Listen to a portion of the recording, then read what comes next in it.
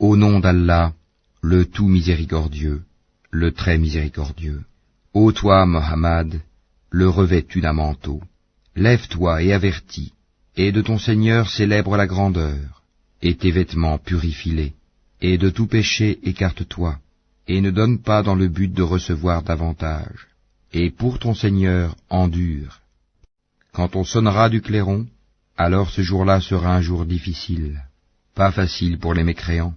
Laisse-moi avec celui que j'ai créé seul, et à qui j'ai donné des biens étendus, et des enfants qui lui tiennent toujours compagnie, pour qui aussi j'ai aplani toute difficulté. Cependant il convoite de moi que je lui donne davantage. Pas du tout, car il renienne au verset le Coran avec entêtement. Je vais le contraindre à gravir une pente. Il a réfléchi et il a décidé qu'il périsse comme il a décidé. Encore une fois qu'il périsse comme il a décidé. Ensuite il a regardé, et il s'est renfrogné et a durci son visage. Ensuite il a tourné le dos et s'est enflé d'orgueil. Puis il a dit, ceci, le Coran n'est que magie apprise, ce n'est là que la parole d'un humain. Je vais le brûler dans le feu intense, Sakar. Et qui te dira ce qu'est Sakar? Il ne laisse rien et n'épargne rien. Il brûle la peau et la noircit. Ils sont 19 à y veiller. Nous n'avons assigné comme gardiens du feu que des anges.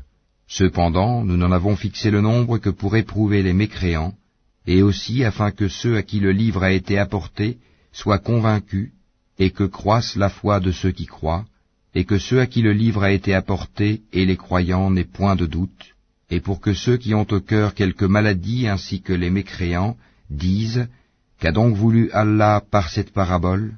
C'est ainsi qu'Allah égare qui il veut et guide qui il veut. Nul ne connaît les armées de ton Seigneur à part lui, et ce n'est là qu'un rappel pour les humains. Non, par la lune, et par la nuit quand elle se retire, et par l'aurore quand elle se découvre, Sakar est l'un des plus grands malheurs, un avertissement pour les humains. Pour qui d'entre vous veut avancer ou reculer? Toute âme est l'otage de ce qu'elle a acquis, sauf les gens de la droite, les élus.